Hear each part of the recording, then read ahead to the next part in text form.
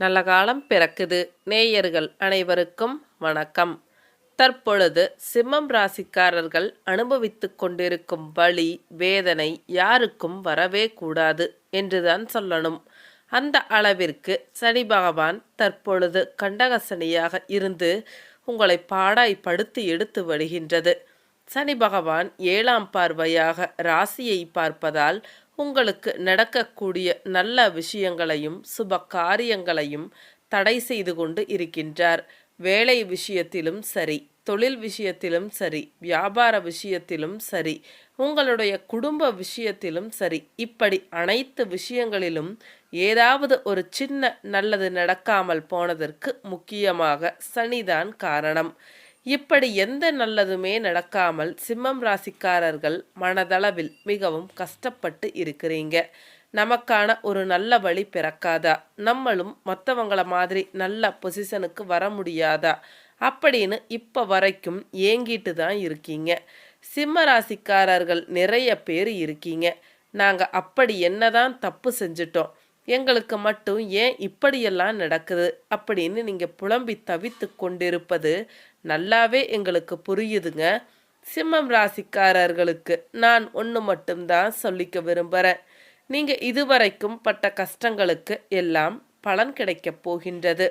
அந்த வகையில் தற்பொழுது கோச்சார நிலையில் கிரகங்கள் ஓரளவிற்கு நல்ல நிலைமையில் வர இருக்கின்றது. அதாவது 2ஆம் இடத்தில் இருந்து கொண்டு கேது பகவான் உங்கள் வாழ்க்கை துணை இடையே கருத்து வேறுபாடுகளையும், குடும்பத்தில் எந்த நேரம் பார்த்தாலும் சண்டை சச்சரவுகளையும், குடும்பத்தில் ஒரு நிம்மதியே இல்லாத நிலைமையையும் தற்பொழுது கொடுத்து வருகின்றது. இந்த நிலைமையானது வருகின்ற குரு பெயர்ச்சியின் மூலம் மாற இருக்கின்றது. அதாவது வருகின்ற குரு பெயர்ச்சி மே மாதம் 1ஆம் தேதி நடக்க இருக்கின்றது. மே மாதம் 1ஆம் தேதி நடக்க இருக்கும் குரு பெயர்ச்சியின் மூலம் குருவானவர் ரிஷபம் ராசியில் அமர்ந்து 5ஆம் பார்வையாக கன்னியில் இருக்கும் கேதுவை பார்ப்பார் என்பதால் தற்பொழுது நடந்து கொண்டிருக்கும் கெடுபலன்கள் ஆனது அப்படியே குறையும் என்பது ஜோதிட விதி. கோச்சார நிலையில் குருவும் ராகு கேதுக்களும் நன்மையாக இருக்கும் நிலைமையில் சனியால் மட்டும் பெரிய கஷ்டங்களை உங்களுக்கு கொடுத்து விட முடியாது என்பதால் இந்த தமிழ் புத்தாண்டு சிம்மம் ராசிக்காரர்களுக்கு மிக அற்புதமாக இருக்கும் என்பதில் எந்த ஒரு மாற்று கருத்தும் இல்லை. சிம்ம ராசிக்காரர்கள் வாழ்க்கையில் மிகப்பெரிய முன்னேற்றங்களையும் பொருளாதார வசதிகளையும் கொடுக்கும் என்பது உறுதி. பொதுவாக சிம்மம் ராசிக்காரர்களின் குணங்களை பார்க்கும் பொழுது சிம்ம ராசிக்காரர்கள் நண்பர்களுக்கும் உறவினர்களுக்கும் உதவிகளை தானே முன்வந்து செய்வார்கள். ஆனால் இவரை யாராவது மட்டம் தட்டி பேசினால் பொறுத்து கொள்ள மாட்டார்கள், கடுமையாக திட்டி விடுவார்கள். அவரை எல்லோரும் கொண்டாட வேண்டும் என்று ஆசைப்படுவார். அவரது திறமையை கலைநுட்பத்தை யாராவது பாராட்டிக் கொண்டே இருக்க வேண்டும். அதே சமயம் அவரது எதிரிகளை அவர்கள் ஏசிக்கொண்டும் நக்கலடித்து கொண்டும் இருக்க வேண்டும் என்று ஆசைப்படுவார். இவர் தன் வாயால் யாரையும் ஏசி பேச மாட்டார், நையாண்டி நக்கல் செய்ய மாட்டார். யாராவது அப்படி பேசினால் ரசித்து மகிழ்ந்து அடைந்து வாய்விட்டு சிரிப்பார். யார் உதவி கேட்டாலும் செய்வார்கள். உங்களை நம்பித்தான் வந்தேன் என்று சொல்லிவிட்டால் கையில் இருப்பதை தூக்கி கொடுத்து விடுவார். புகழ்ச்சிக்கும் முகஸ்துதிக்கும் மயங்குவார்கள். சிங்கம் காட்டிலும் ராஜா, வீட்டிலும் ராஜா. காதல் நிறைவேற ஆண்டு கணக்கில் கூட காத்திருக்கும் சிம்மம் ராசி கல்யாணம் ஆனதும் வேறு மாதிரி இருப்பார்.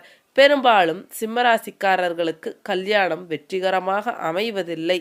காரணம், அவர்களின் சட்ட திட்டங்களுக்கும் அதிகார போக்குக்கும் அடிபணியும் பெண்கள் கிடைப்பதில்லை. காதலில் தாராளம் காட்டும் சிம்மம் ராசி ஆண் கல்யாணம் முடிந்ததும் பல கட்டுப்பாடுகளை விதிப்பார். அழகான விஷயங்களை காதலிக்கு பரிசுகளாக கொடுப்பதில் சிம்மம் ராசி ஆணுக்கு நிகர் வேறு யாரும் எவரும் இல்லை. உலகில் அனைத்து சந்தோஷங்களையும் வாரி வாரி கொடுப்பார். காதலியை வானலாவ புகழ்வார். வீட்டில் 6 மணிக்கு சாமி விளக்கு ஏற்ற வேண்டும் என்பதில் இருந்து வெள்ளிக்கிழமை பெண்கள் தலைக்கு குளிக்க வேண்டும் என்பது வரை கண்ணும் கருத்துமாக இருப்பார். சோம்பலாக பெண்கள் இருப்பது இவருக்கு பிடிக்காது. தலை சீவாமல் ஹவுஸ் கோட் அல்லது நைட்டி போட்டுக்கொண்டு பெண்கள் ரிலாக்ஸ்டாக பகலில் இருப்பதை இவர் வெறுப்பார். பெண் என்றால் இப்படித்தான் இருக்க வேண்டும், வீடு என்றால் இப்படித்தான் இருக்க வேண்டும் என்பதில் கவனமாக இருப்பார். மனைவி அல்லது காதலிக்கு சேலை, ஜாக்கெட்டில் இருந்து அனைத்து விதங்களிலும் கவனம் செலுத்துவார். பெண்கள் அவர்களுக்கு பிடித்த உடை வாங்கி போடட்டும் என்று விடமாட்டார். மாமியார் மற்றும் மச்சினர் மனைவி உடைகளிலும் இவர் அதிகாரம் செலுத்துவார். இப்படி உடை அணிந்து கொண்டு நம் வீட்டுக்கு வரக்கூடாது என்று சொல் என மனைவியிடம் அதட்டுவார். இவர் மட்டுமல்ல, இவரை சுற்றியுள்ள அனைவரும் சுத்தமாக கண்ணியமாக உடை உடுத்த வேண்டும், சாப்பிட வேண்டும். சிரிப்பதாக இருந்தால் கூட பெண்கள் அளவாக அழகாக சிரிக்க வேண்டும். சத்தம் போட்டு பிறரின் கவனத்தை ஈர்க்கும் வகையில் சிரிக்கக்கூடாது என்பதில் கவனமாக இருப்பார். இவர் விருப்பப்படி நடந்து கொண்டால் மட்டுமே இவர் அவர்களுடன் வாழ்வார் அல்லது வெளியேறி விடுவார் அல்லது வெளியேற்றி விடுவார். பிரைவசி நிறைய எதிர்பார்ப்பதால் இவர்கள் பெரிய குடும்பம் அல்லது கூட்டு குடும்பத்தை விரும்புவதில்லை. பெண்கள் வேலைக்கு போவது இவருக்கு பிடிக்காது. அப்படியே வேலைக்கு சென்றாலும் இவர் வேலை பார்க்கும் நிறுவனத்தில் வேலை பார்க்கலாம். இவருடன் அலுவலகத்திற்கு சென்று இவருடனேயே திரும்பி வந்து விட வேண்டும் அல்லது இவரது சொந்த நிறுவனத்தில் பணிபுரிய வேண்டும். வேறு முக்கிய பெரிய நிறுவனம் அல்லது அரசு அலுவலக உயர் பதவி என்றால் அனுமதிப்பார். ஆனால் பணி நேரத்திற்கு மேல் ஒரு நிமிடம் கூட அலுவலகத்தில் இருக்கக்கூடாது.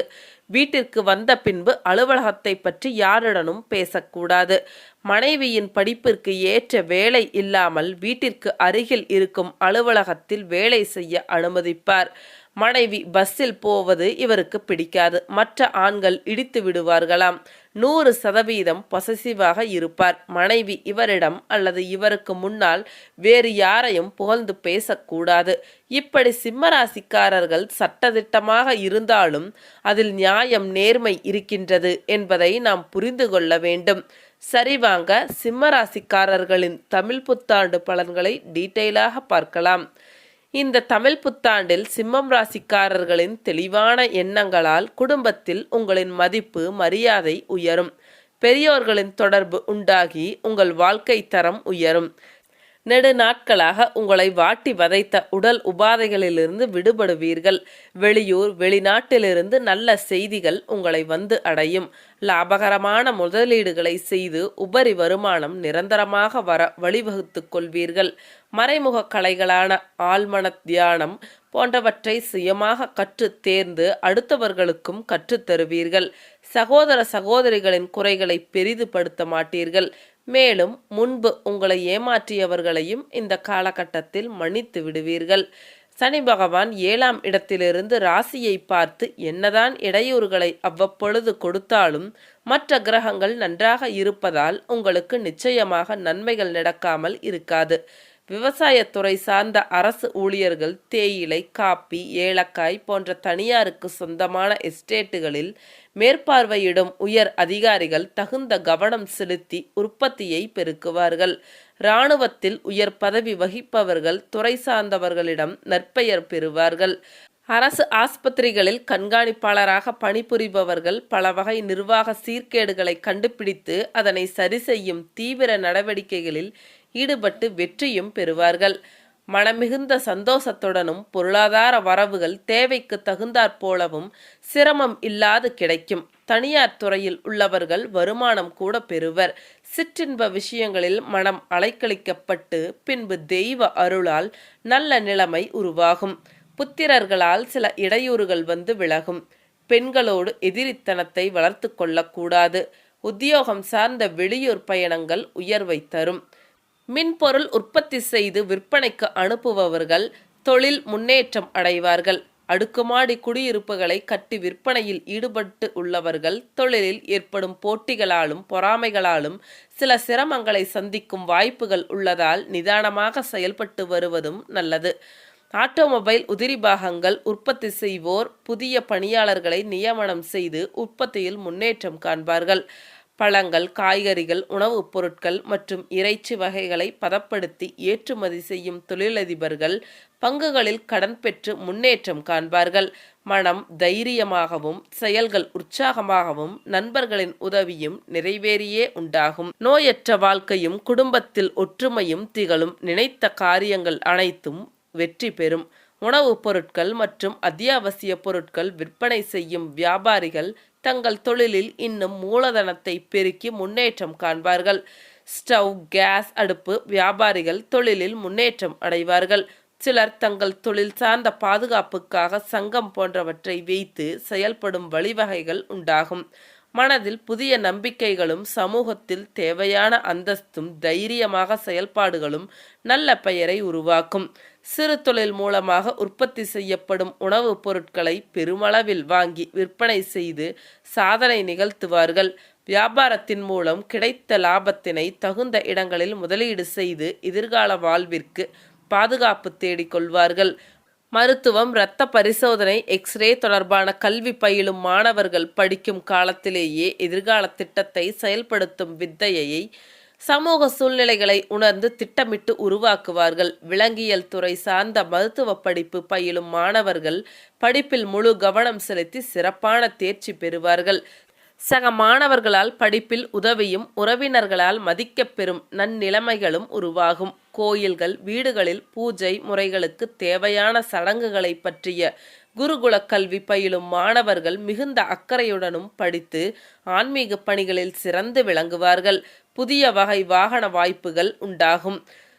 ஆயுள் மற்றும் ஆரோக்கியம் பலம் தருவதாக இருக்கும். அரசு துறையில் பணிபுரிபவர்கள் தங்களுக்கு கொடுக்கப்பட்ட வேலையின் இலக்கை திறம்பட செய்து சிறப்பு பெறுவார்கள். காவல்துறை பணியில் உள்ளவர்கள் புதிய சலுகை பெறும் வகையில் பணியை நல்ல முறையில் அமைத்துக் கொள்வார்கள்.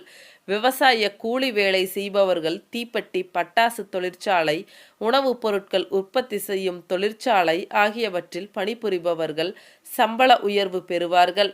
தொழில்நுட்ப கல்வி பயின்று புதிதாக பணியில் ஈடுபட்டுள்ள பெண்கள் நல்ல வேலை வாய்ப்புகளை பெறுவார்கள். சிறு தொழில் நடத்துவோர் நல்ல வருமானம் பெறுவார்கள்.